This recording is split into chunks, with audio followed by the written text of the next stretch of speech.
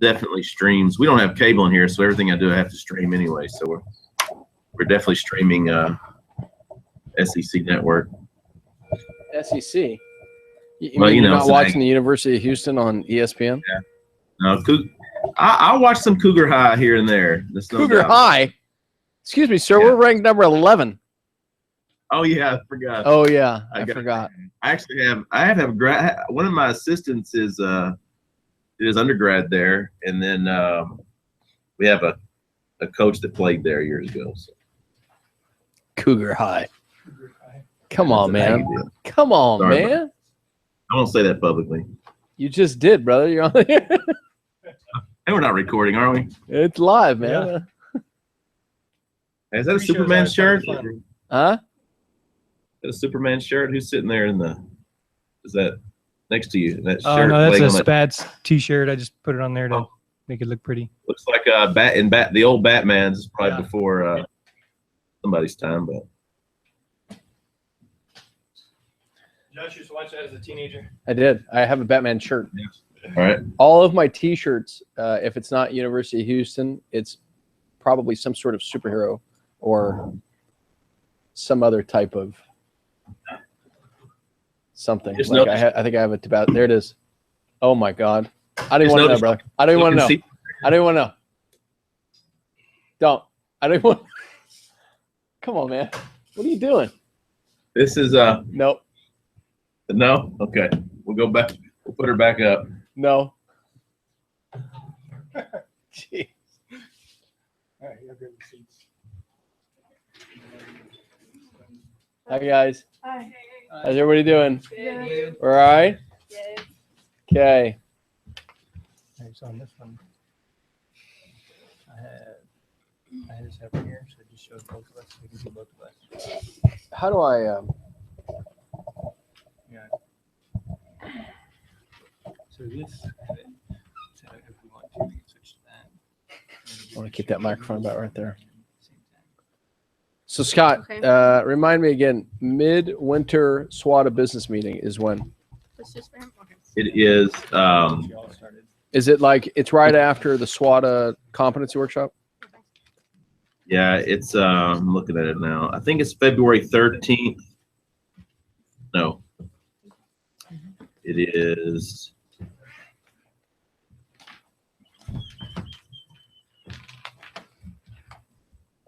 it would help if I was not in 2015. How did I get in 2015? I live in the past.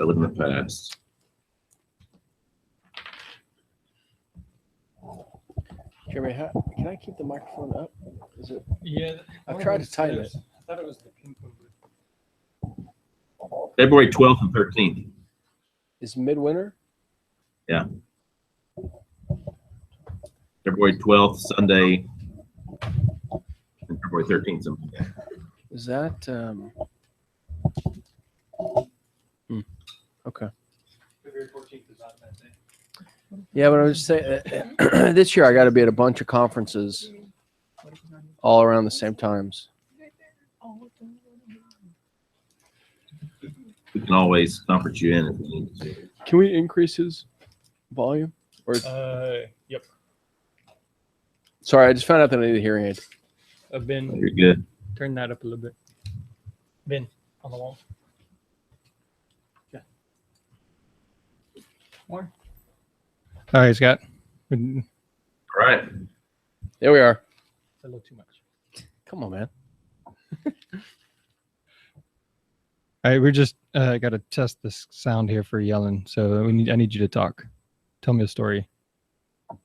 Tell me how great I am, Scott. You are amazing. I actually have been telling my students this who are looking at programs. So, To come to our program at the University of Houston. University of Houston. Thank you. All right, you ready? All right. Whenever you are. All right, here we go in 3, 2, 1. What's up, y'all? Welcome to the Sports Medicine Broadcast number 314, demonstrating decreased liability, justifying the cost. This week, our special guest is Scott Galloway out of DeSoto. And then we have the always interesting Dr. Josh Yellen. Dr. Yellen, I want you to tell me about the Matrix rabbit. All right, so here's the story about the Matrix rabbit. It took me a second to figure out what you were talking about. Who told you about the Matrix rabbit? Well, I can't reveal sources, but go ahead. Okay. So I'm trying to figure out who you talked to recently. It was that would've Knobloch. told- It was Dr. Knobloch? Yeah. Was he on the show? No, I just asked him for funny stories about you, and he gave me Okay. this one. So here's a little background, is that I am a city boy from Los Angeles, and I had never been out hunting in my life, right? Hunting to me is that I've gone to a couple different grocery stores, and, you know, I maybe I didn't find the ground beef I wanted, so I, rather than going to Albertsons, I went to Ralph's. That's my version of hunting. So when I hired Dr. Knobloch to be our clinical coordinator, I also found out that one of our recent hires, Dr. Gray, was also a hunter. Dr. Knobloch grew up hunting in a small town in Kansas, and his dad was a butcher. So like if you were going to eat a nice meal that night, more than likely you probably shot the animal and butchered it, and this is what you're eating. So I decided that, you know what, I had never been out hunting, and I at least wanted to give it a shot. So what better way than try to bond with, you know, my clinical coordinator and our new faculty member, Dr. Gray. So Dr. Gray at the time had a lease. So we woke up early in the morning and drove out, and, you know, went to the lease, and I was like a fish out of water, man. I just did not fit. And we got up to the deer blind, and, you know, I'm answering emails, trying to build the program, you know, bing, bing, bing. And Knobloch looks at me, what are you doing, man? I said, what are we waiting for? You guys are just staring out of this box, you know, with a couple guns, like what? We're waiting for the deer. You see any deer around here, man? He says, no, you got to be quiet or you're going to scare them. Like, this is the same animal that jumps out on the road and gets hit by a car. It's not the smartest animal in the world. So a few, you know, experiences went by. We hunted in the morning. We hunted in the evening. You know, he killed a couple hogs. I heard them squeal. You know, he said we had to cull the hogs, and I couldn't figure out what he was saying. Cull the hogs. I'm like, what are we going to call them? Like, is there a way that? Is it like, what is it, the University of Arkansas Razorback? I don't know what we're doing. And so I had that experience. And the next day, I just decided that I want the experience of being able to hunt an animal, kill it, and eat it.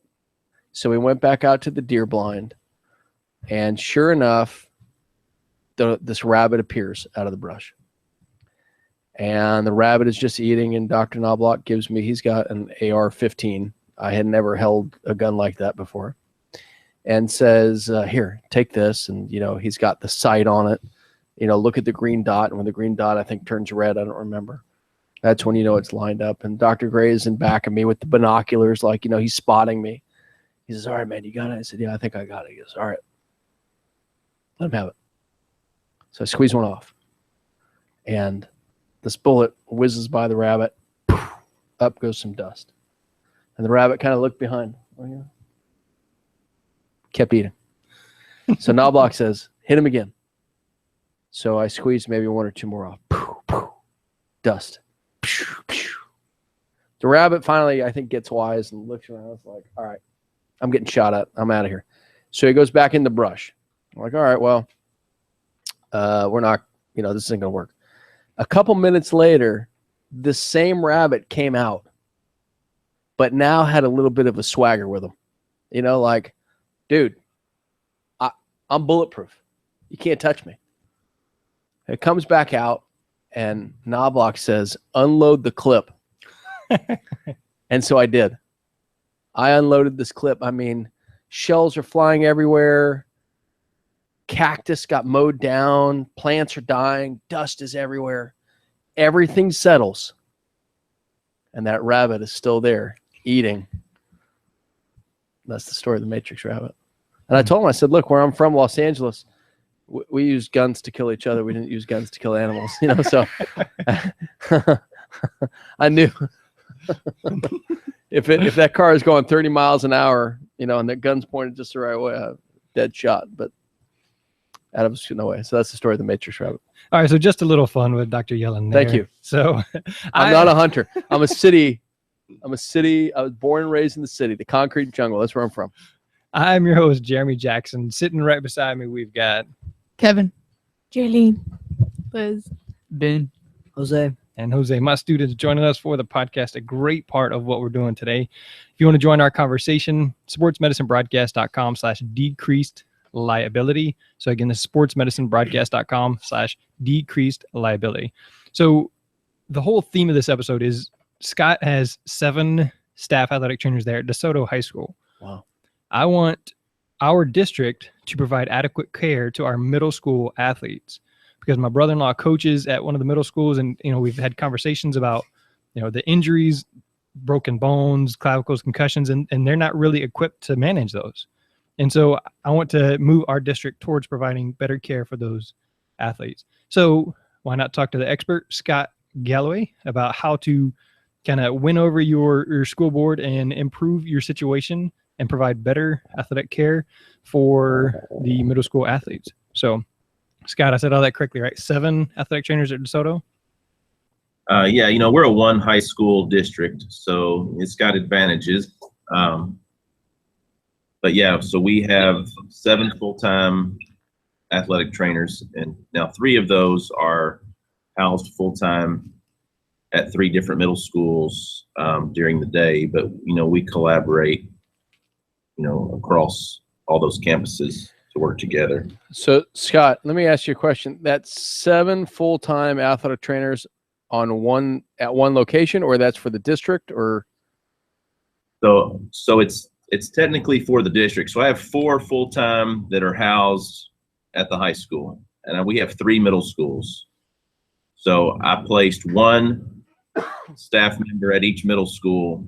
However, we meet together as a staff in the mornings. When we have Friday night football, there'll be anywhere from 4 to 7 of us there. When we have larger events, that it's not like they're only assigned. It's kind of like, I would kind of akin it to the university models, to where you have staff members that are assigned to particular sports, and then when you have large events on the campus, they collaborate. It's kind of what we do, except, in our case at the high school, let's say we have 1,500, or it's really closer to about 1,200 athletes. Those 4 athletic trainers are each assigned to some individualized sports that they are responsible for. Mm-hmm. Well, each middle school has approximately 200 to 300 athletes, depending on the campus, and so it's almost like having two or 3 sport assignments at the high school, right? So they each have their group of athletes they're responsible for, but we all work together. And so just so I can wrap my mind around it, and the people that are listening. So your district is composed of 1 high school? Correct. And 3 middle schools? Correct. Okay. And your high school is a 5A? 6A. 6A, so there's a lot of students. No, we're a smaller 6A, so we have about 2,900 students. So to give you an example, Allen High School up the road has about 6,000 students. Wow. Duncanville High. For example, this year when we make the playoffs in football, we'll go 6A Division II. Mm-hmm. So we're not one of the, there's schools larger than us in our district. There's a few schools smaller than us. We're not. There's definitely larger campuses, and this new Super 6A they're proposing, we would not be in it. Mm-hmm. Okay. All right. Just trying to. Yeah, that's great. We want to definitely understand the situation there. Yeah, just trying to figure it out. Here in Pasadena ISD, we have 5 high schools, 10 middle schools. So we currently have 11 athletic trainers in our district. Sure. And so 5 high schools, 10 middle schools, and how many ATs? There's 11. So there's 2 at each high school plus Randy at the district level. Mm-hmm. So, ideally we would have 1 at each middle school, but we're going to get to all that later. Mm-hmm. So Josh is also a member of the Professional Responsibility Committee. So he's a really good person to talk to here about liability. So Josh, can you give me a definition of liability? Yeah, boy, that's a good question.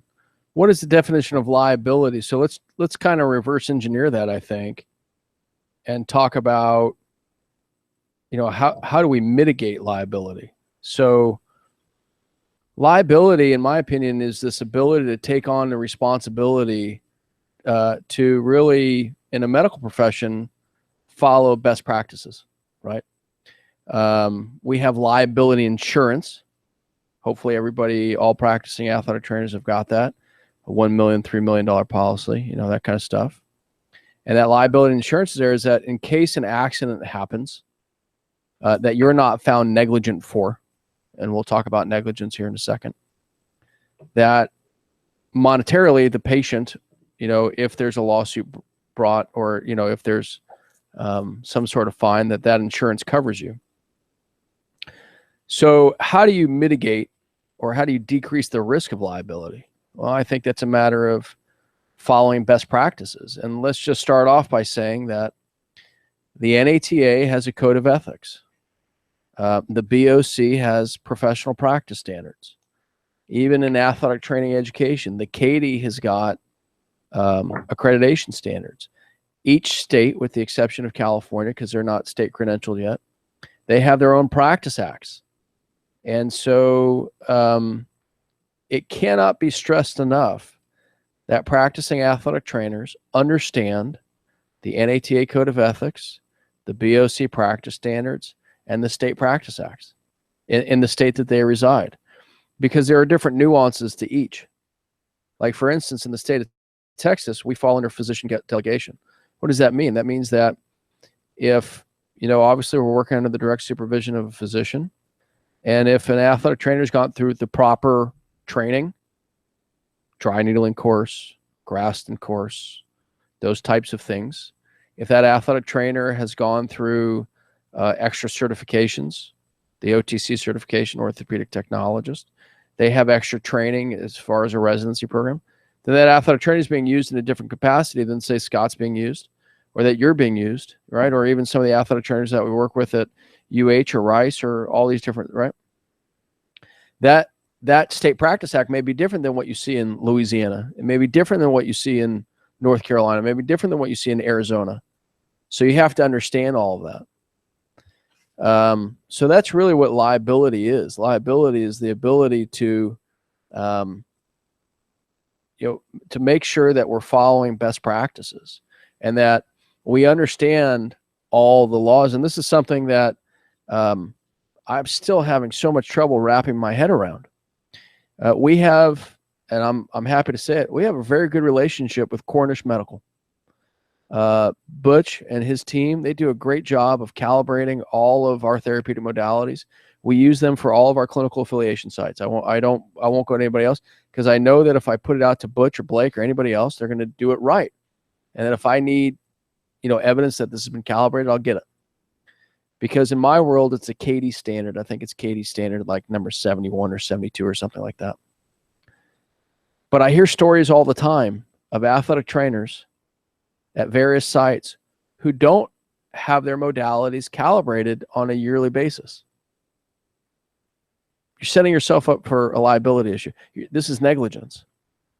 And there are so many athletic trainers that don't understand where that law comes from. That's an OSHA standard. And it in the eyes of the law, your athletic training room, whether it's Scott's or whether it's Jeremy's, is no different than the PT clinic, than the physician's office, than any other medical facility. And the fact that this is allowed to happen and it's not being regulated more by us as a profession, I don't even know how to respond to it.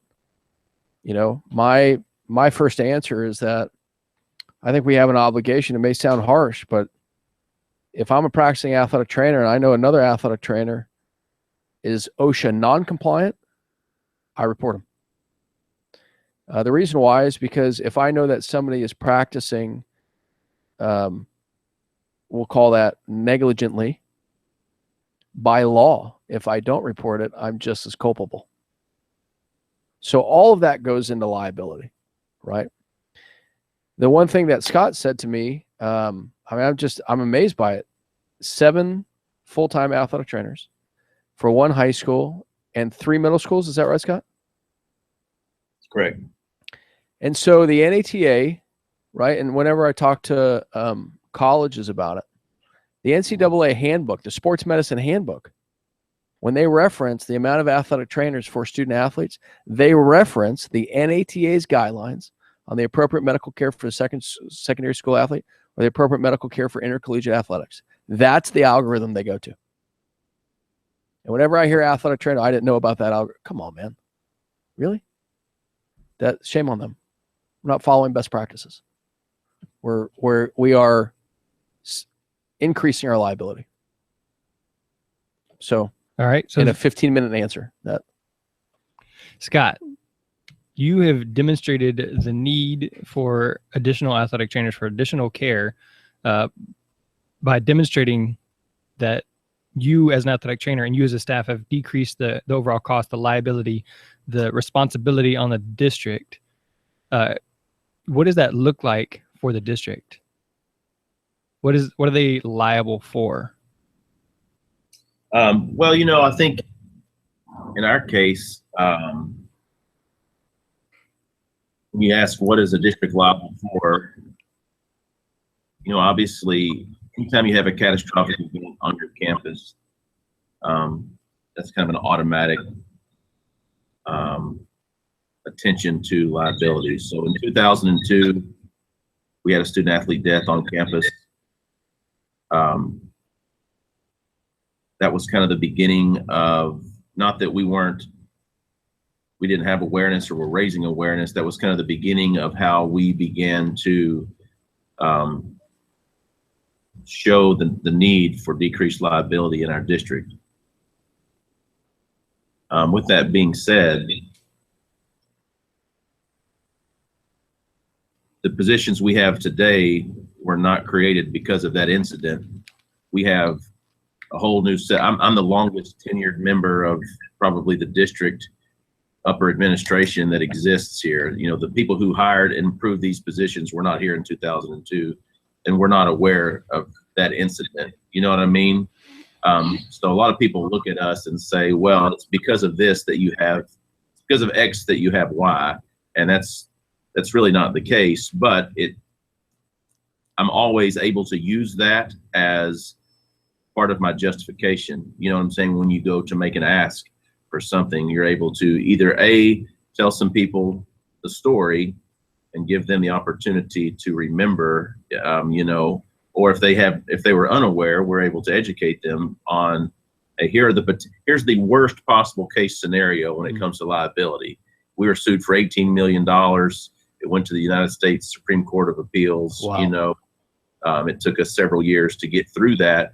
But that's in 2002. This is 2017. When I went to propose these new positions, this is my 5th superintendent since that time. So it's not like there's a big connection. It's just, I always remember that. I will always remember that day. And so for me, I look at things through different glasses. I look at everything I do based on that scenario. And I think that's what helps me try to improve our situation here locally. Scott, obviously, I think the statute of limitations of you being able to speak about this case have passed. Sure. Do you feel comfortable? No, absolutely. Speak. So can you kind of give the audience a little bit more background? A horrible event, student athlete dies on campus. Is that right? Sure. So we had a girls basketball player that was a freshman. They were outside first week of school doing a timed 2-mile run, which is something that, that was part of their training regimen. Athlete presented in the athletic training room with typical symptoms of similar to heat exhaustion. She was conscious, breathing. We discussed what she'd had for breakfast. She was sweating, but she was very lethargic, and just over a period of 5 to 10 minutes, her condition began to worsen. We ended up calling 911. She went unconscious. We did CPR, and she ended up not making it. Come to find out, 6 weeks later, she died of sudden cardiac arrest associated with physical exertion due to sickle cell trait. And so that kind of began my ambassadorship, so to speak, with sickle cell trait, sudden death, and physical activity. And so I got involved with Scott Anderson at the University of Oklahoma, Randy Eichner, who at that time was their team internist physician, and I was part of the NATA's position statement in 2007 regarding sickle cell trait and sudden death. And I've really spent the majority of my career traveling the country as an advocate for that, not just through the NATA, but I've done some grassroots community education in the Florida Everglades where this runs rampant. It's not just in schools that education needs to take place. It's community groups and primary care offices, community sickle cell organizations. And so over time, because of my involvement in advocacy for that and other, that kind of leads, when you've been a part of that, it kind of leads you down the path of decreased liability, increased care, better awareness. And that's just the glasses that I look at any decision I'm going to make regards to the profession at this level and really any level. When I worked in the hospital system for a couple of years and trying to help even community sport organizations see the need for athletic trainers, you can share that type of story, right? And so that's the way I see the profession, is through those glasses. I think that's the way we all, if we're going to grow, have to start. I think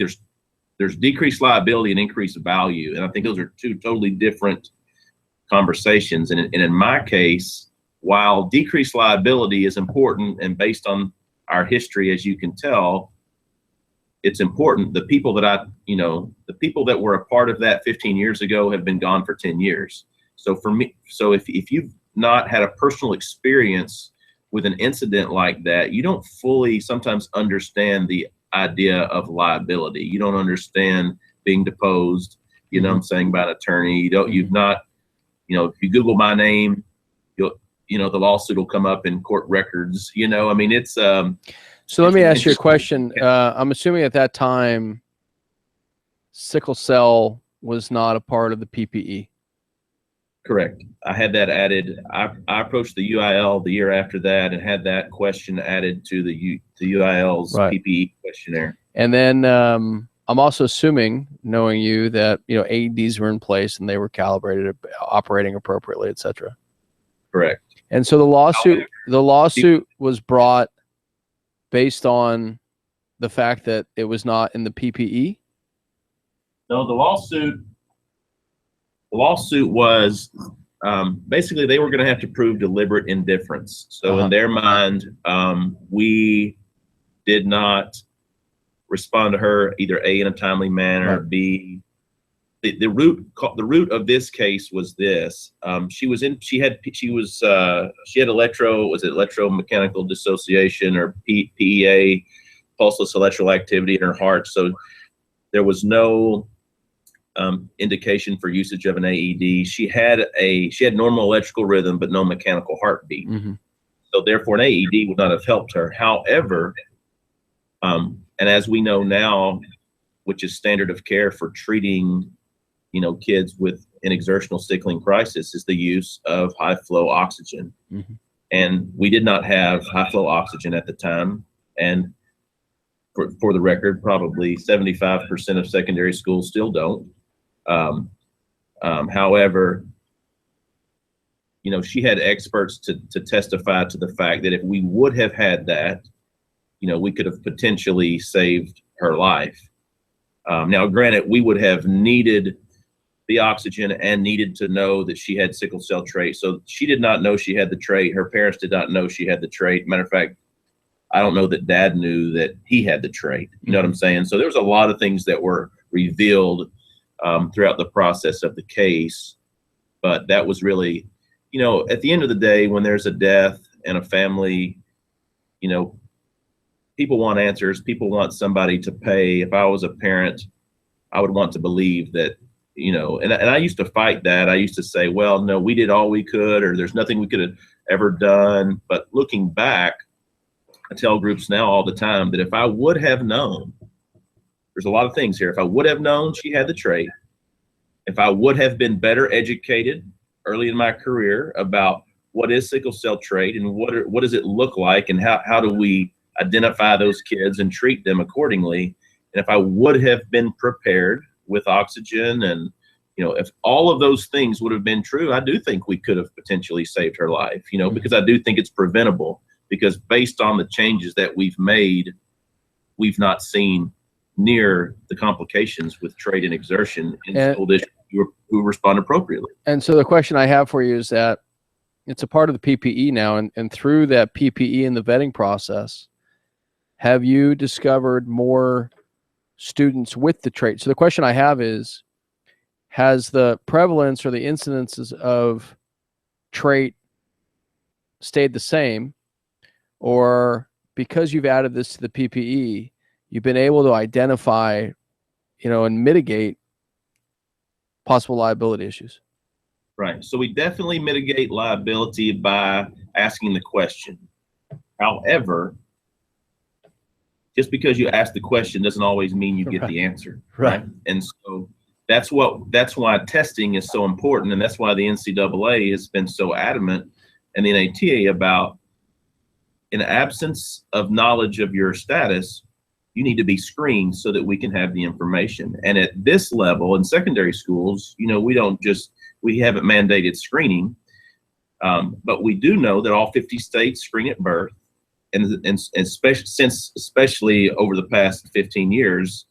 So the information is out there. It's a matter of gathering that information. And so there's a disconnect between primary care physician, and newborn screening, and how that message is communicated to families. We have kids who answer the question. So we went to some online, documentation the past couple of years, and I asked the question, and I'm able to filter our data now. Have you ever been told, I ask about what their status is. Do you have sickle cell trait?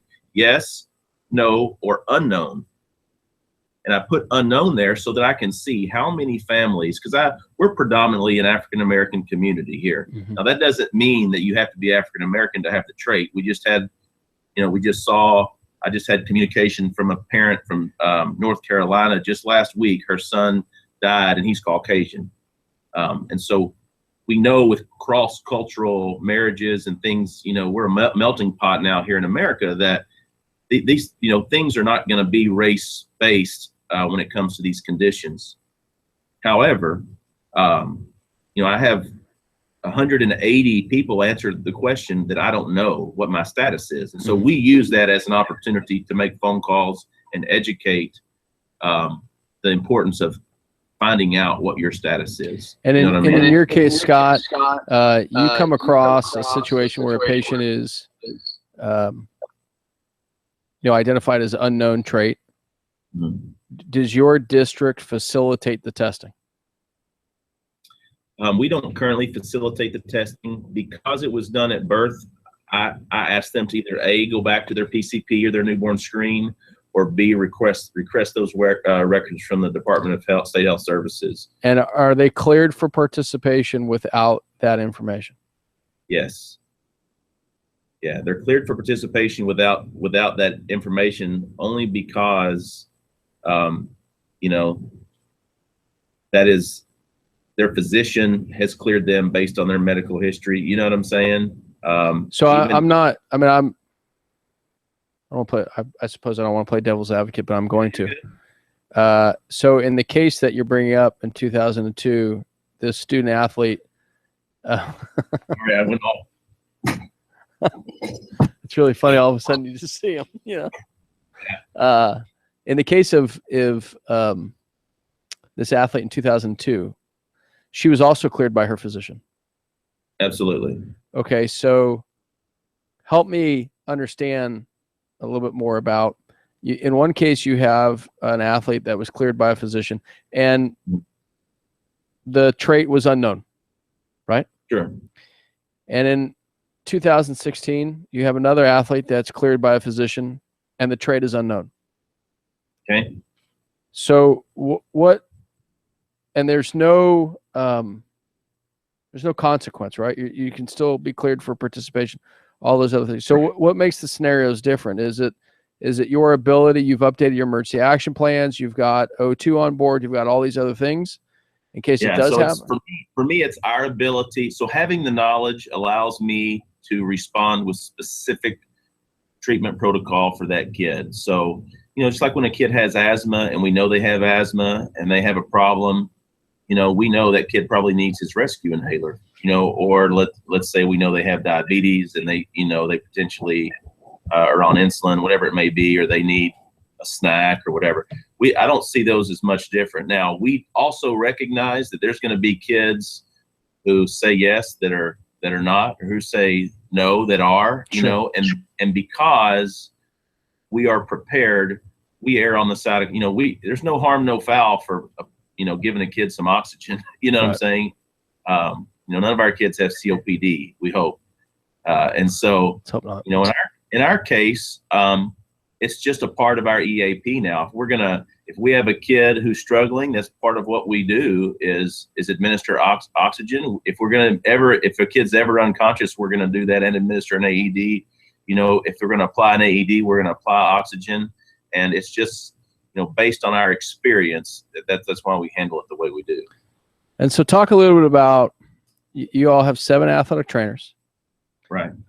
You have a functioning student aid program. Correct.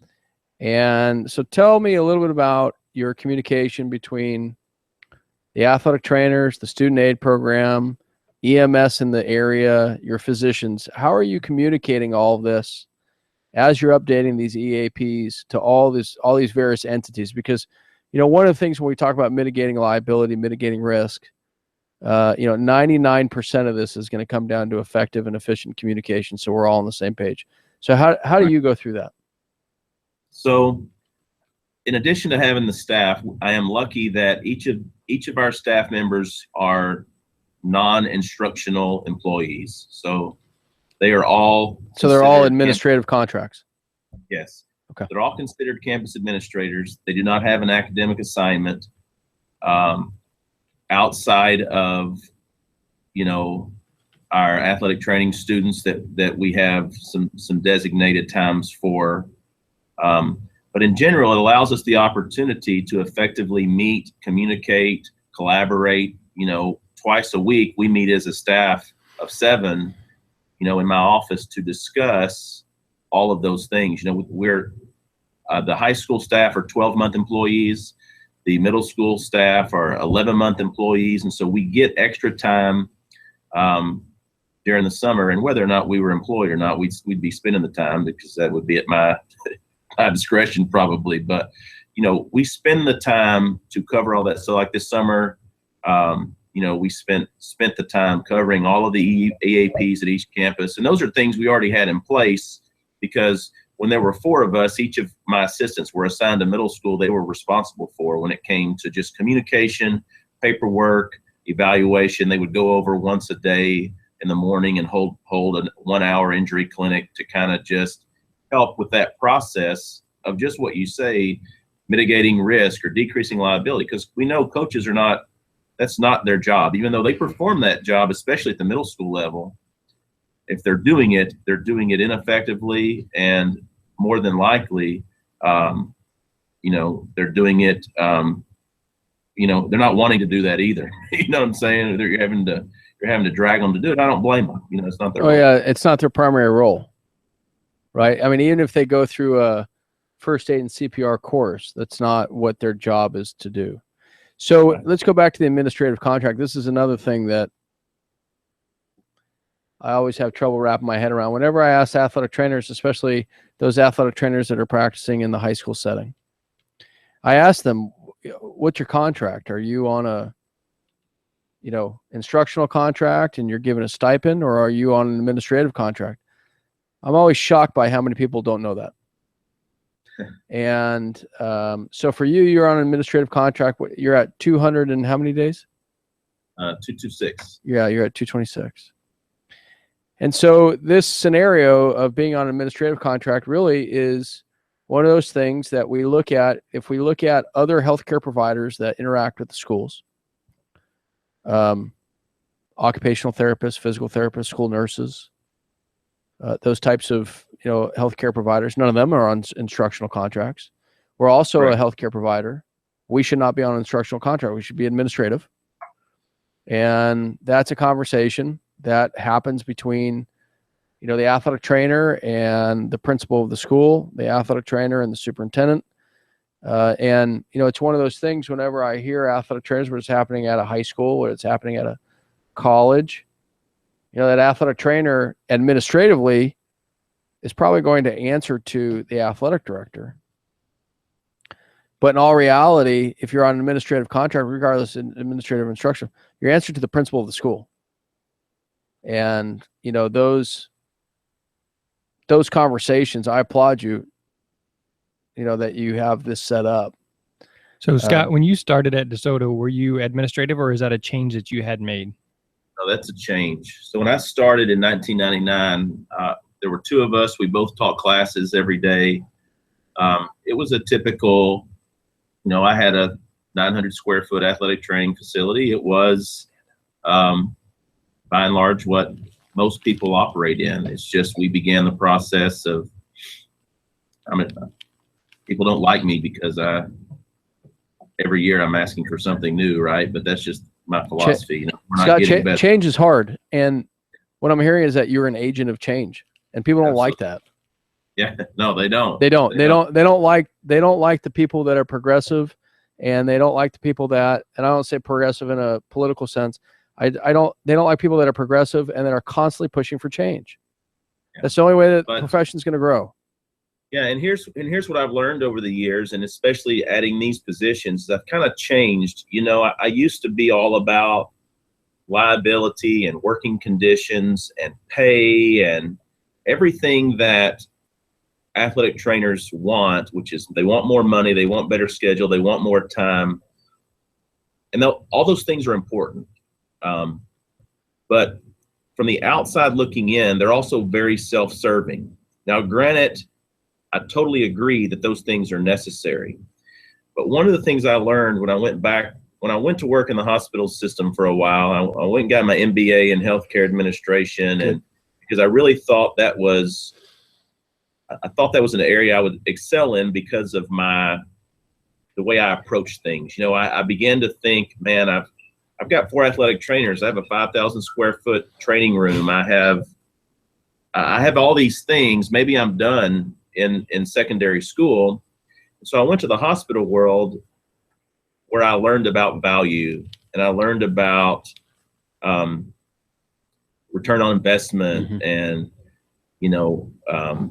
how attributing worth to something, and so when I came back to the school setting, I realized that's what athletic trainers are missing, is this sense of business, this sense of being a self-starter, marketing for yourself, learning how to approach situations with adding value. And within a year of coming back here, I was able to add 3 positions. It's not because it's DeSoto, it's because of the way I think you approach the situation. So in this case, I took the approach of what do athletic trainers, what kind of value can we bring to the organization? Not just, and decreased liability is one of them, but there are a lot of value adds that the athletic trainer brings based on the personality that's sitting in the chair, mind you. You know what I'm saying? This past Monday, I cooked 300 pounds of meat for our football team and served them after practice.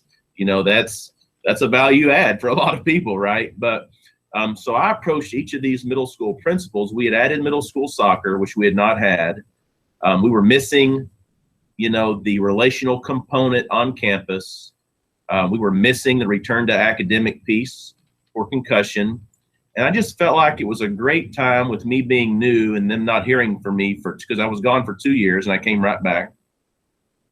Oh, maybe they need to hear from me again on that I need something, and so I created a proposal and met with each of these principals, and they signed their endorsement. So now when I went to propose these FTEs, this wasn't the athletic trainer crying about he works too much, or there's too many hours, or there's not enough money, or it wasn't just about the kids need better care. It was, look, here are the things that this FTE brings to this campus and to you as a principal, not just about athletics, but we can be a campus leader, presence in the hallway, introducing kids to a new career path. We can help with decreased time loss for your faculty because we can help them develop, some yeah. Are there things that we give away as athletic trainers, like seeing faculty and, faculty pays a copay when they go to the physical therapist. They come to us and it's free, but. Well, and let me tell you something too. I think that there's, to be honest with you, I think there's an obligation to be, and to say that you're giving something away, I don't think you are. I think every time that you have a chance to see a patient that's outside of your typical, patient body, I suppose, it's another opportunity for you to market and promote your skills. Right. And you brought up something really interesting before. It was about the ability to understand the business of the profession. I cannot agree with you more that one of the areas that I think that we really lack is we don't understand the business of what we do. And so, obviously, you had an interest in this. You went on and got your MBA. I applaud you for that. That was one of the reasons why I went on. I got my doctorate in educational leadership, is because I needed to understand the business of what education was, and how do we use things, and how do we use words like leverage, how do we use words like influence, return on investment. And one of the things that I think that we need to do a better job of in the profession is making sure that everybody knows the definition of an athletic trainer and everybody knows the scopes of practice. Because when you're going to market and promote your skills, and everybody's going to get this question, well, what's the difference between an athletic trainer and physical therapist? What's the difference between an athletic trainer, occupational therapist? What's the difference between an athletic trainer and PA, athletic trainer and a chiropractor? But the most common question that I receive is, well, what's the main difference between an AT and a PT? I'm happy to explain the difference. It comes down to, here's our definition, here's our scope of practice, here are our practice domains, here's what we do, here's what a PT does, here's our entry-level education, here's a PT's entry-level education, here's where we are similar, here's where we are different. And that comes down, Scott, to marketing and branding and being able to promote this. So that's great. I love it. All right. So what I'm understanding so far is when I first started this, we were collecting hours, and I mentioned to Kathy Shupat down here, I said, hey, everybody collect your hours so we can kind of talk to the admin about, adding another position or doing something at least part-time for the junior highs. She's like, they don't really care about the hours. You sign the contract, they don't really care. What they do care about is the liability. And so then that began me on this conversation where I'm doing a series of interviews about liability and how do we get middle school athletic trainers and that kind of thing. And then what I'm hearing you say is kind of similar to what Shattuck down here says, and that's, how can you add value? How can you make it better? And so I shouldn't focus on decreasing liability so much, but how can I add value to that middle school, and so is that that's what I'm understanding, right? No, it is. I think decreasing liability is a part of adding value. Okay, I think the overarching theme is adding value, and I think decreased liability. So it all depends on. So the way I look at this is you have many stakeholders, right? And so the goal is to win is to identify who all goes into making this decision, right? Obviously, if it's going to be at a middle school, that campus principal who controls that budget and ultimately has to make the request for FTEs, that's got to be your first win, and then maybe that has to be routed through your athletic director, or whoever your supervisor is. But so you have to figure out, the value, what does that principal need to see the value, what kind of value does that principal need? Because that's going to be different than maybe the person in HR or the assistant sup who is looking out for liability. So a principal probably cares less about liability than they do about controlling their lunchroom. You know what I'm saying? Or kids being in school and having good attendance, because you get funded based on your attendance, right? So by having an athletic trainer, now these kids aren't leaving school to go to physical therapy. They're not necessarily leaving school to go to the physician, because you are reducing the amount of time loss that kids are out of school. So therefore, when they do their attendance counts second period and they turn in a higher number, they're getting funded at a higher rate, and it looks better for their campus. And so you kind of have to identify, hey, what are the hot buttons that me as an athletic trainer can help you with on your campus? And that may look different. When I go talk to our risk management people, you bet I'm going to talk about liability and all of that. But principals, the truth is school districts are very protected with Texas law when it comes to liability. You really have to do something bad if you work for a school district to be sued and to be defeated, because you're so protected. Now, personally, as an athletic trainer, those conversations are a little bit different. But typically, when you get sued in a public school system, and I speak from experience, you fall under that school district umbrella, and their attorneys kind of cover you, and tort law and all that stuff covers you. And so, yeah, that would be my encouragement to you is, when I went from 2 athletic trainers to 3, and then from 3 to 4, and we expanded our facility 3 times and then built a new one, a lot of that was based on, I did the same thing. I logged my hours and days. I divided my salary by the number of hours and gave them an hourly rate. And I started down that road, and it did work for a while, but it was all about me. You know what I'm saying? And in today's, the way I feel like we accomplish great things here. I just bought 10 recovery pump units. I don't know if you've heard of recovery pump, but similar to the Normatec. We just bought 10 of these units with this big recovery room. I'd give you a video tour, but it's busy. How much that cost you? That was about $15,000. You know what I'm saying? But see, look, I don't want to interrupt Scott here, but this is why it's so important to understand the business, right? To have somebody like Scott in place, to understand the business, right? To generate funds, fiduciary management, organizational leadership, organizational structure, communication. This is Scott, what you represent is the future of leadership in athletic training. Where it was before, the head athletic trainer was taping ankles and, and I'm sure you're still doing all those other things, injury evaluation, concussion evaluations, all those other things. But it's the topography of the profession at this level has changed.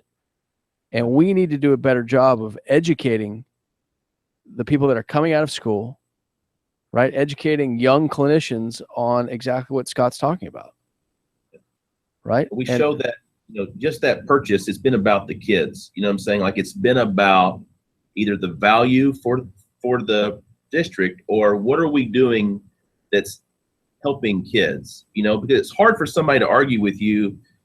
When I asked, the assistant superintendent, well, why are these 13 and 14-year-old kids, why do they deserve less care than, or a substandard of care?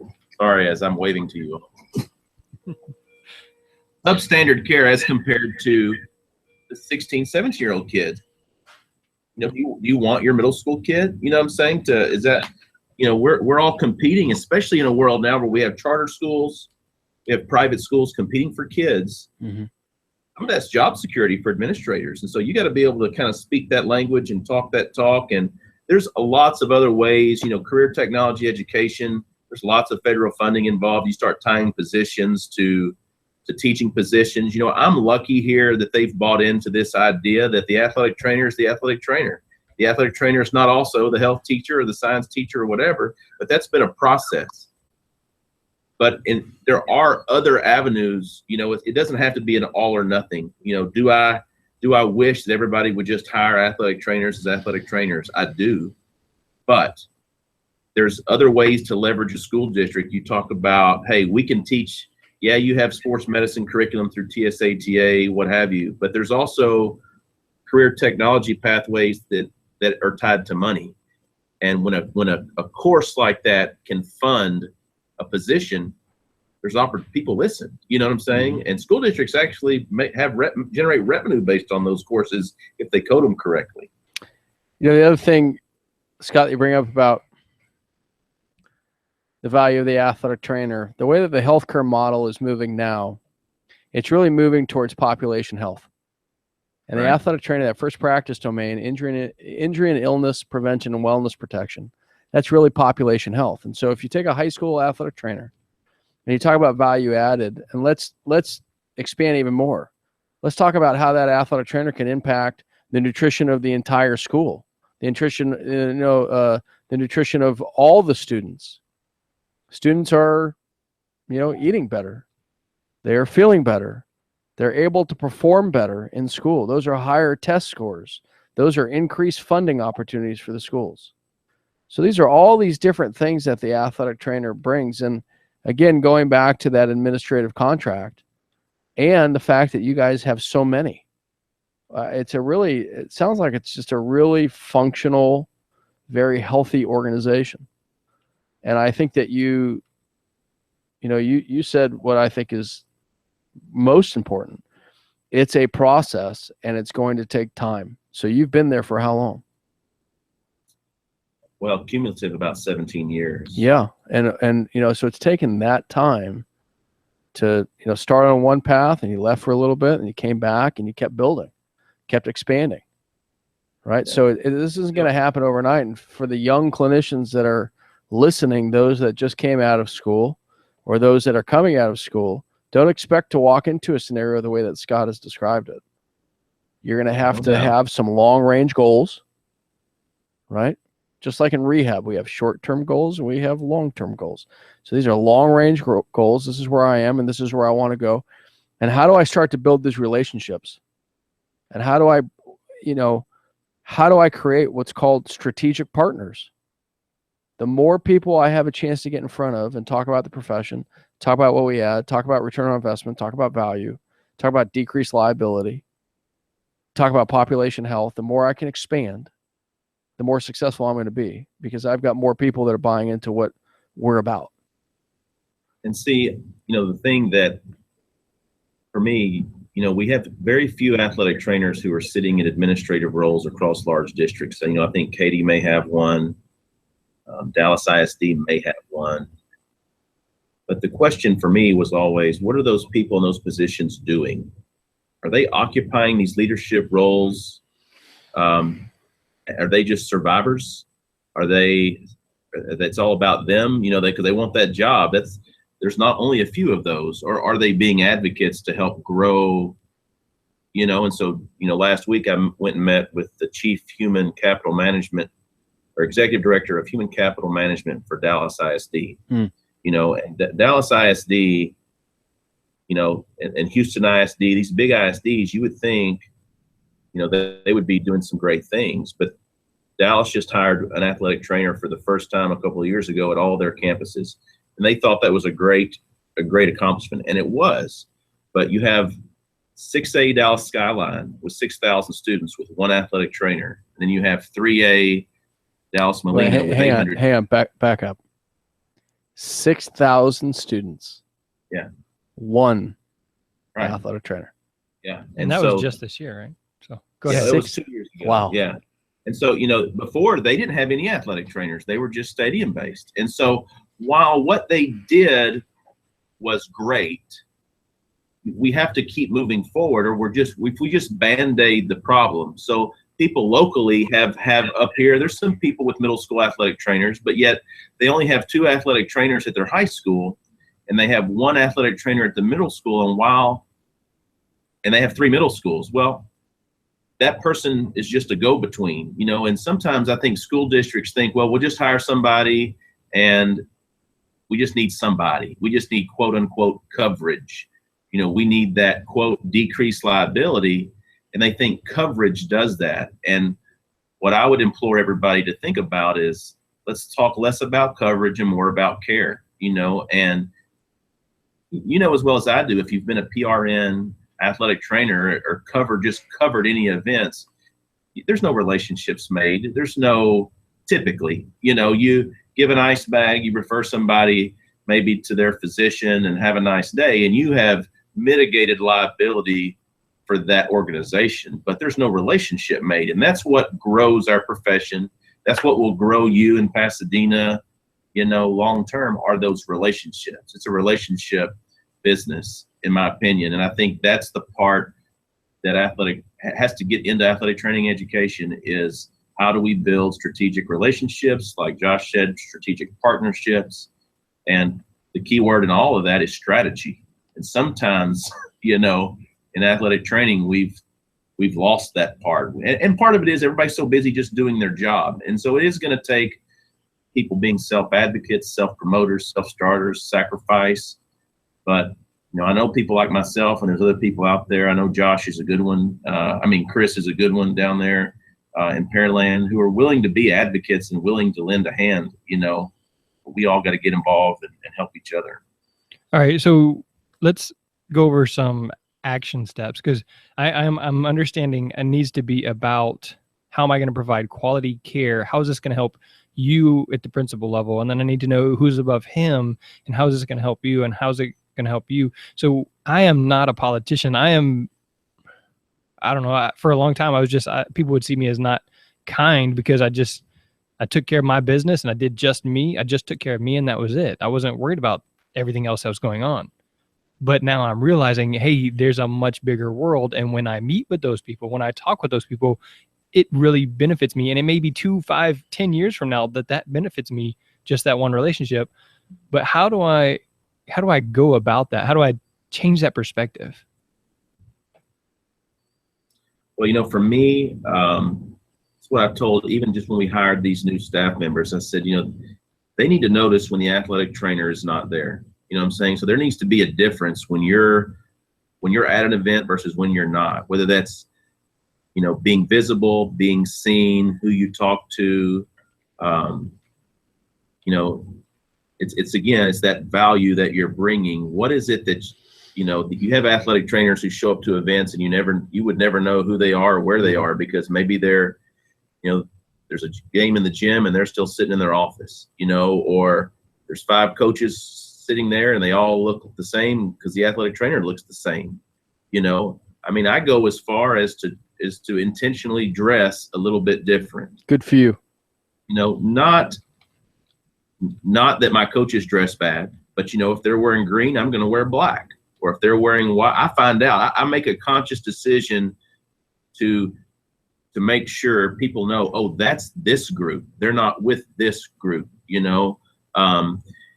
Every injury that we evaluate, we send home written communication about. Good. That can be tedious. That's a problem. I get it. But it helps introduce families and kids to the profession and to what's going on when they get it's, and we have surfaces, everything's electronic.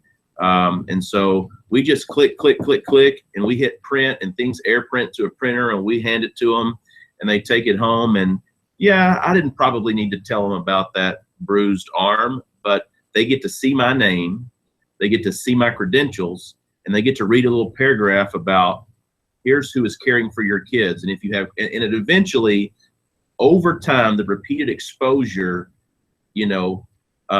helps put it in people's minds. Hey, there's an athletic trainer. These people are on that campus taking care of my kid. And go as far as to send out, we'll do a faculty, once a month, we'll invite the faculty. Hey, if you have, come over and get a free, injury eval, or, we try to do some things that build relationships and help people understand. Send a presentation to your school board, or even through, just some notes that they can read. Here's an update on the number of concussions we've had, during football season. Just things that put your name and your information in front of people so that they always remember, so that when you go to make that ask, they've seen and heard from you before. Yeah, I love this information, Jeremy, from Scott, because what he is representing, again, it goes back to progress and innovation. It goes to strategy, long-term goals. And he just capitalized on something. He talked about something about, making sure that people understand who the athletic trainer is and what that person does. And I love the fact that you go as far, Scott, as to separate yourself from, appearance, right?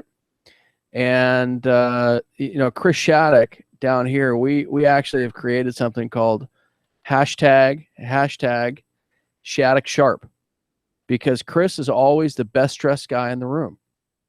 And he'll kind of grin at it, but I really place a lot of value on that. He's one of our preceptors, and through just example, he makes everybody better. And I have to tell you, one of the best places I think for athletic trainers to work on these appearances, to work on professionalism, is within our own communities. And so when I see athletic trainers that are at, for instance, here in Houston, the sports medicine update, or when I see athletic trainers that are, at SWATA or NATA or whatever it is, and they're showing up to these professional conferences in shorts and a t-shirt. Come on, we can do better than this. This is a professional organization. This is your opportunity in a very safe environment to build your professionalism, to dress appropriately, to make sure that we're representing ourselves as medical professionals. And I think going back to one of the original conversations that Scott talked about was, athletic trainers, we want more pay. We want, less time. We want all these other things. Okay. We're going to have to, as a profession,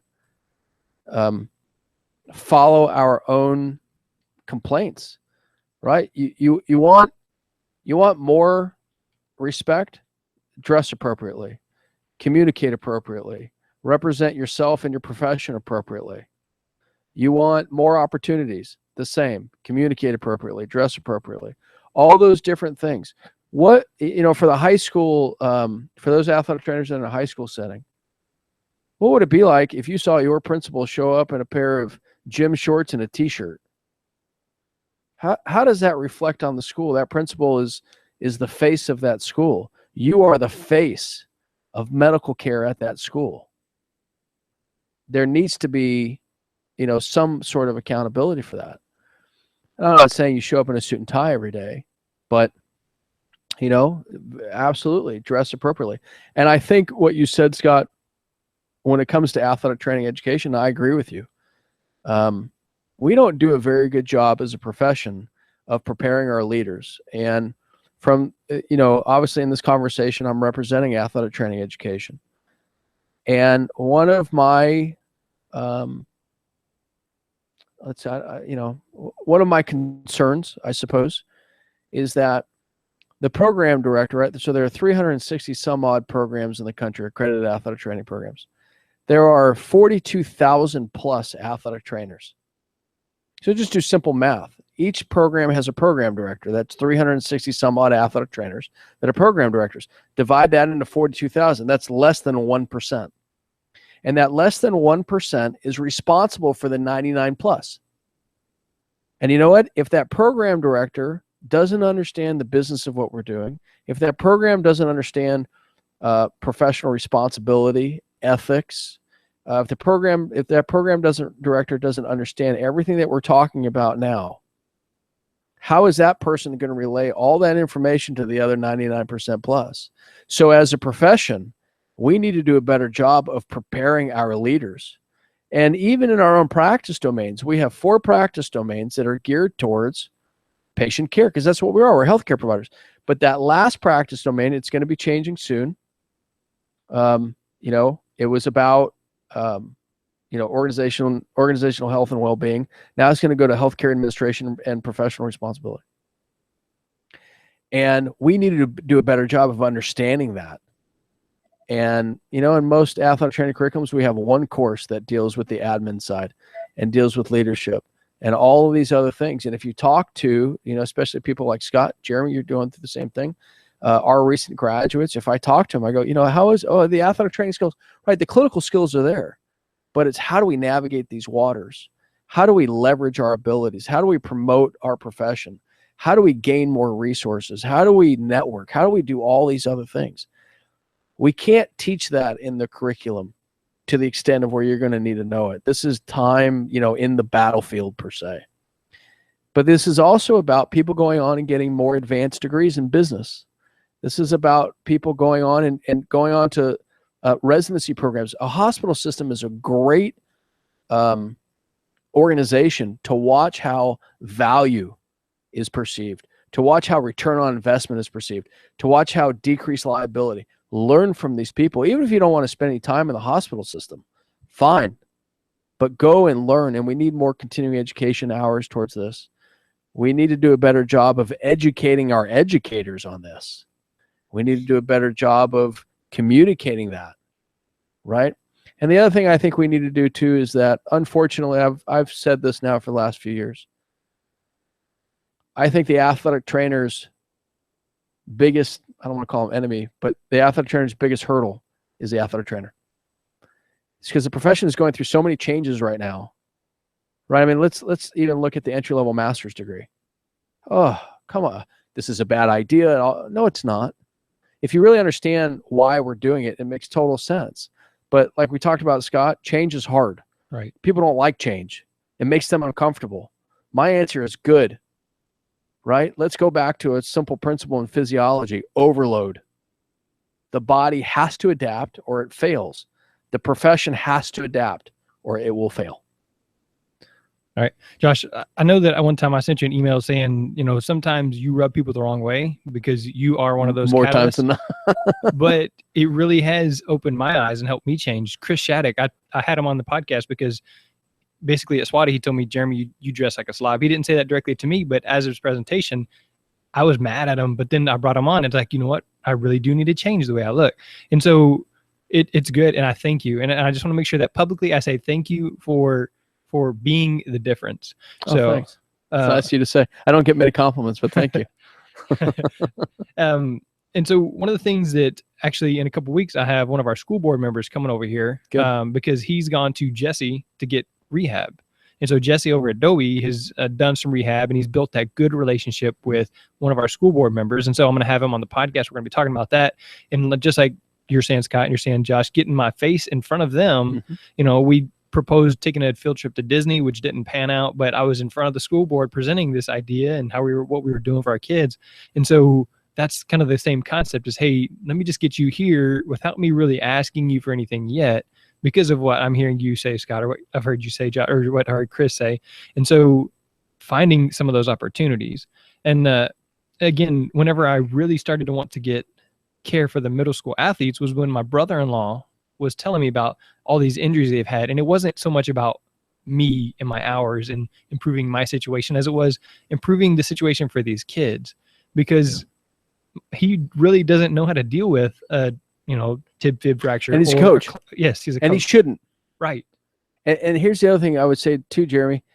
Just because somebody comes out of an accredited athletic training program and is prepared to practice as an athletic trainer doesn't mean that you're prepared to run the continuum of patient care.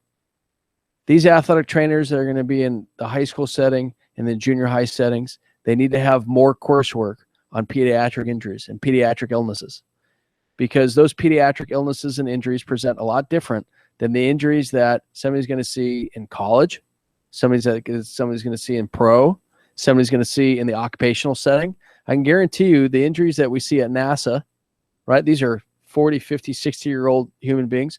They present a lot different than, my daughter's in 6th grade. My son is in 10th grade. Those injuries present a lot different. So just because you've learned about it doesn't mean that you're going to be an expert in it. And the example that I always give is, let's go back to the medical model. Let's go back to the hospital. It's a great system.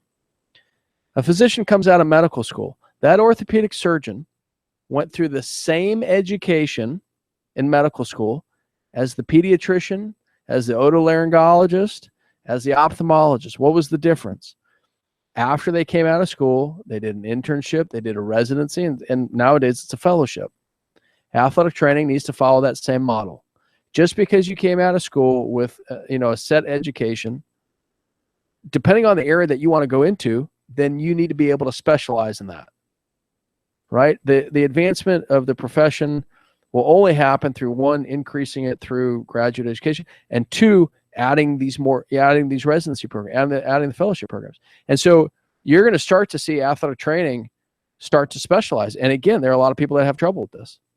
No. I think that because I came out and I've got this education. Well, listen, if you had, you go to your primary care physician and you need brain surgery, that primary care physician went through the same medical education as the neurosurgeon, but I guarantee you don't want your PCP cracking your head open. Right. You want the neurosurgeon. Why? Because they specialize in this. They've dedicated their life towards this. And so we need to be able to do that. And you're right. You know, the junior high school athlete, yeah, the coach shouldn't be. What is the coach from a medical standpoint? The coach is a first responder. That's it. That's it. Something happens, call the athletic trainer, and if it's life and death, call 911 and initiate CPR. And, you know, until medical professionals can show up. Scott, you got a few more minutes? Yeah, I got about maybe 10. Okay. This was my thought. Again, one, I want to have an athletic trainer at each of the middle school campuses so that they can be, because we have 10, and I would love for them to be a strength and conditioning coach as well, because that would keep them out of the classroom and out of those extra duties, but it would also allow them to prevent injuries through proper weight training, through proper movement techniques. And then we go from there. And so they could also, like you said, advocate for proper nutrition for athletic competitions. They'd be assigned for the strength and conditioning coordinator for all sports, not just boys or girls. But if we set them up for success at the junior high level with lifting techniques, then they'll be more likely to do that properly and have less injuries by the time they get to high school and are bigger, faster, and stronger. They could properly handle all the physicals and properly manage the concussion return to play protocols. And then they could also begin to recruit and build student aid programs to feed into the high school. All right. Does all that sound like a good sales pitch, kind of maybe to a principal? No, I do. I think those are all good. They are all, for the most part, athletic or athletic training related, you know, and just to give you just remember that not all principals like athletics, you know, or they had a bad experience as a kid. Maybe they're not athletes. Maybe they don't think there's any value in athletics. And so, you know, just remember, you know, like for our positions, for example, I originally proposed them as teaching positions because at the middle school level, I was concerned. I thought, I'm not going to get an athletic trainer only that doesn't have an academic assignment, especially when you're adding an FTE, you know. Well, you know, I had 78 applications and basically nobody had a teaching certificate. And, you know, you start going down this road of you're just having to make things up and take people, you know, you're changing your quality because of your, you know, they want them to teach this or teach that. And so I went back to these principals and I said, look, the truth is, athletic trainers are not going to school to be teachers. You're not making your nurse teach, you know, these courses. Exactly. And kind of use the same thing that we've already discussed. And I started talking to them about things that the athletic trainer can do as a leader. I said, you know, athletic trainers are leaders. We're used to having to command a room. And, you know, what about lunch duty? You know, do you have problems? What about mentoring students? You know, and we talked about developing the student program, but it was more about the mentoring. So I think what you're saying is fantastic. All of those things were in my presentation as well. But when it comes down to it, just be aware that there are principals who say, well, if it has anything to do with athletic, you know, I'm all about academics. You know, I'm an academic person, so I don't care about athletics. And so, you know, you might have to give in an area, you know, to get, you know, and again, I think getting all 10 of those middle school principals on board helps that one or two that may not understand athletics. You know, it helps. There's strength in numbers, you know, when you go to approach something. But I think you're on the right track. You know, if I could add one more thing to that, administrators love metrics. They love analytics. That's what they live off of. All right. So what metrics are we looking for? So, you know, obviously, when you look at metrics and talk about athletic training, one, in a traditional sense, right? How many injuries did we have? How many did we prevent? How many, you know, all those other things. Well, let's get at a higher level. Going back to what Scott was talking about. What about providing metrics on, was there a direct relationship between, you know, the athletic trainer's ability to, I don't know, influence nutrition? Did we see an increase in test scores? Did we see a decrease in days lost because of sickness? When it comes to physical activity, did we see a decrease in days lost because of injury in PE classes? I'm just brainstorming here, off the top of my head. When it comes to just basic, if we talk about the occupational setting, teachers hurting themselves, custodial staff hurting themselves, the general school population, did we see a decrease in days lost because of stretching techniques, because of, right?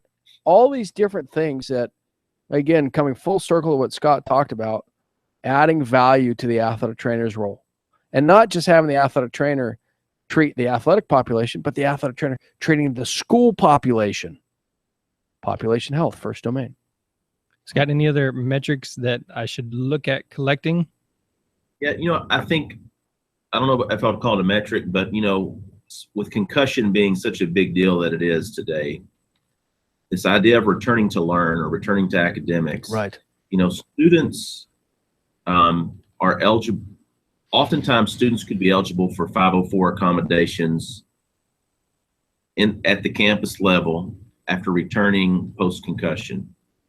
And you're the only one that really knows that. You know what I'm saying? As the athletic trainer, you're the only one who can really build that bridge, hold the counselor's hand, hold the parent's hand, and hold the student's hand and connect those dots. And so I used that as leverage as well to say, look, the last thing you want as an administrator is some type of special needs or special education conflict.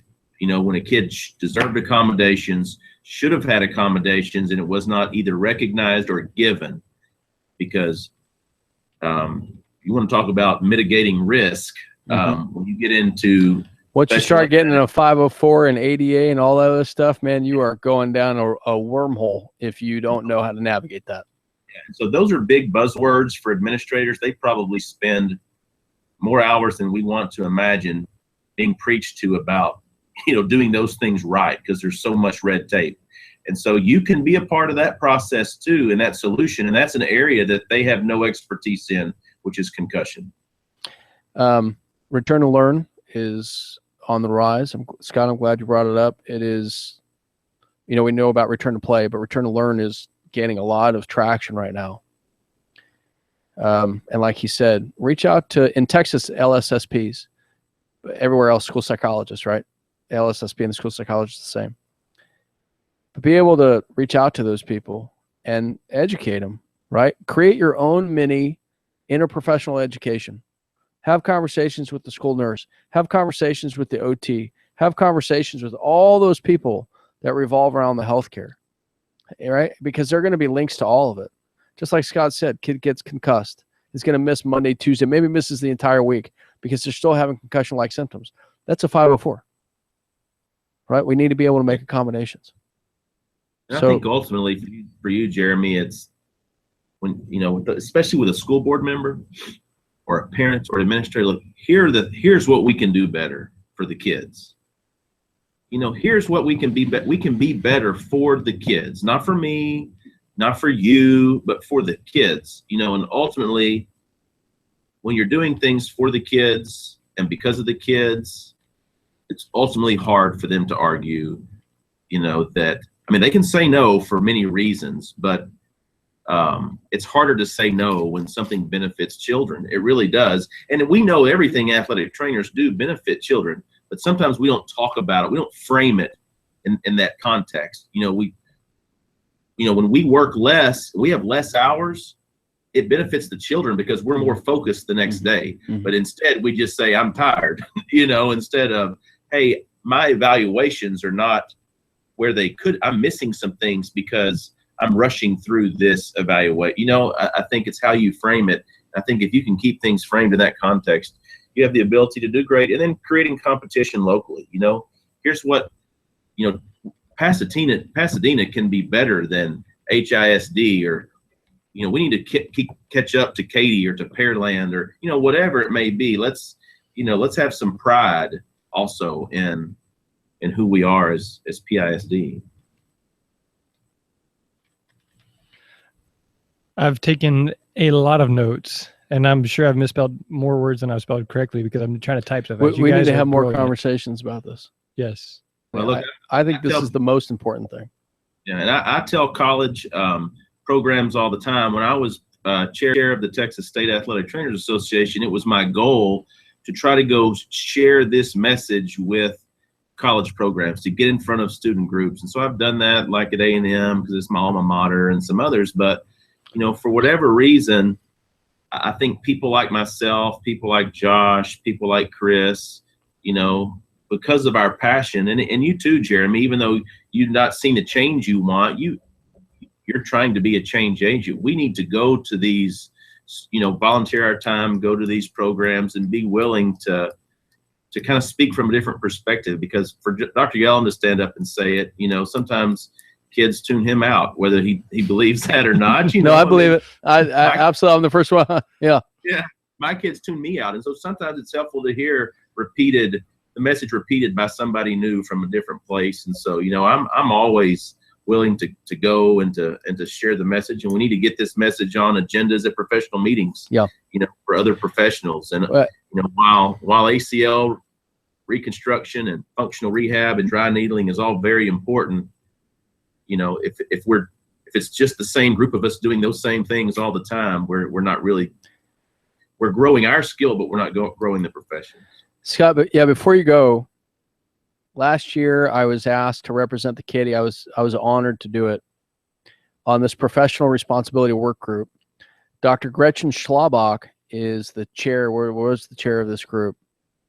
The NATA Board of Directors approved unanimously to move the Professional Responsibility Work Group, PRWG, to a standing committee, the Professional Responsibility Committee. And we are so excited about this. And so I was asked again by the Katy to represent the Katy as a Katy liaison on this.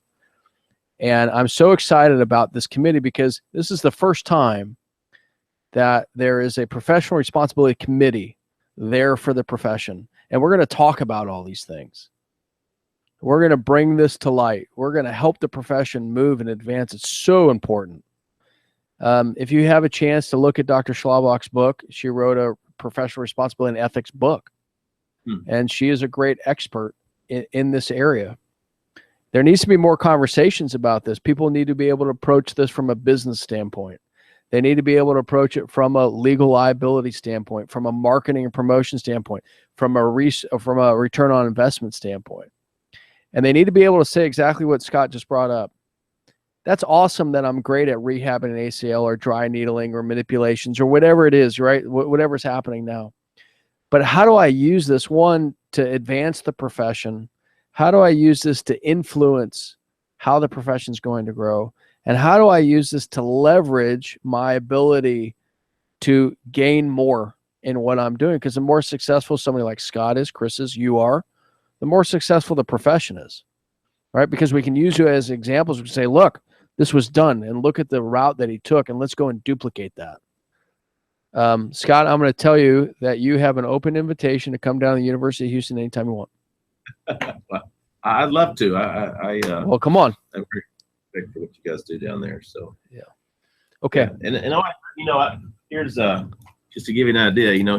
Here's my dry needling box. That sits on my. There's not a lot of people, even high schools, dry needling actively. But the truth is, this is one of those great new tools that is kind of hit the market right. Athletic trainers are getting involved in. But at the end of the day, I think just what Josh is saying, doing those things or not, if I'm doing that but nobody knows about it, I take pictures of that and share it, and Good.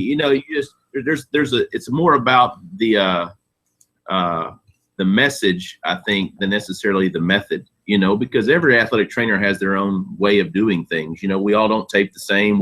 Some of us don't use modalities. Some of us use them differently, but it's the message that we need to unify. We don't always have to be unified in our methods. I mean, they need to be evidence-based, right? But I think if we can get this message out, we'll all grow because of it. All right, Scott, somebody wants to connect with you, find out more. How are they going to do that? They can email me, scott.galloway@desotoisd.org. it's probably the best way. My office number is 972-274-8289. I like to think I'm a decent communicator, so I'll try to get back with them. And again, this profession's my passion. I was a student athletic trainer when you could use those words back when I was in high school, growing up in Livingston, Texas, which is just north of you guys. So, I've been, doesn't feel like I'm old, but I think I'm getting there. So. An amazing conversation from a great leader in athletic training. Scott, thanks for joining us. Dr. Yellen, somebody wants to get a hold of you. Don't. No. My email is jbyellen. J doesn't, Jack. B is in Bravo. Yellen, YELLEN at central.uh.edu. And my phone number, my office number is 713-743-5902. We have a fancy link system. So if you call my office phone and leave a message, it will email my computer, which then send me a message on I'm always connected, either on my iPhone, my iPad, my laptop at home, something will notify Deer me. blind, Deer blind, right. Matrix rabbit. Yeah. All right. Well, it's always a pleasure to have your knowledge and your passion and your different perspectives than what we're used to, Josh. So I appreciate you coming in here. So again, I told you, it's not a slight. I mean, sometimes I don't agree with you and I think fine. you're wrong, but we can have a conversation. And I'm going to tell you, there are times, I'll be honest with you, there are times that I intentionally light a fire. And I light a fire because I know when it gets put out, change will happen. Yeah. And I'm doing it intentionally. Like all of you, I'm very passionate about the profession, and I want to see it grow. I take it personally whenever I hear about somebody leaving the profession for something else. Right. So we need to do a better job. We need to make sure that we're growing together. We need to learn from people like you, Jeremy, people like you, Scott. There's some really great leaders in place right now, all over the place. For people that don't know, educate yourself about the AT Strategic Alliance. That's the NATA, the BOC, the NATA, REF, and the CATI. They've all come together. It's a great unified front. There's some great information. That NATA website, you're a member, it's free, man. Get on there. That's great stuff. And I'm always shocked by how many people don't know how to reference that. So it's all out there for us. Whether you choose to do it or not, obviously is somebody's choice. But go and do it. Make sure that when you're taking the CEUs, don't just take them to satisfy the 50. Do it because you can really learn something. And it's about patient care. Or in my world, it's about making sure that I'm educating the future clinicians and that we're really making an impact. All right. Awesome conversation. Scott, before you go, I want you to friend our website, our Facebook page. Okay. Will you do that for me? Are you on Facebook? I've got, we have a school one. What is it? Our Facebook page is, it's Master of Athletic Training, University of Houston, or University of Houston Master of Athletic Training. Yellen, dog, you can't give a call out and not know what the call out I can't is. remember what order it is. Oh, I'm sure it'll come up when I Google. Yeah, just type in University of Houston Master of Athletic Training. It'll be there. Awesome. Yeah, and tell me what your sports medicine page is, and I'll friend it. I friended Shaddix. Jeremy, I friended yours. I want to know. With social media, it's have to be there. I'm always taking pictures for our students and of what we're doing and all those different things. And I love it because their family members are friended, I've friended it too. All right. Awesome. All right. Well, last couple things, definitely check out sportshealth.com/SMB where you can register, win a gift card. Elizabeth Thomason over in Louisiana, she won a gift card from School Health for last month. So just register there and you get a chance to win because School Health is doing some really good things. They're my preferred provider for athletic equipment or for the sports medicine equipment. So check them out again, sportshealth.com/SMB. And then my buddy Robbie at Frio Hydration. I really believe, his stuff is a little bit expensive, but it's really good. We're really pleased with it. The kids love it. And so check them out, freeohydration.com. Again, freeohydration.com.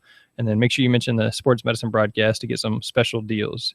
Our website, sportsmedicinebroadcast.com. And this one is sportsmedicinebroadcast.com/decreased liability. If you want to see the show notes, again, I'll try and go through and edit all the misspellings when I was trying to take down all of the knowledge from both Josh and Scott. On Twitter, I am Mr. Jeremy Jackson. So for Jeremy, Scott, wave goodbye, say goodbye. David did the same thing when we talked to him. The lights kept going out there. So they have a motion activated light in Scott's office. So, Fancy. So that's what happens there. So, all right, Scott, tell everybody goodbye. Bye, Scott. All right, that Thank is you. a wrap. What a great conversation, man.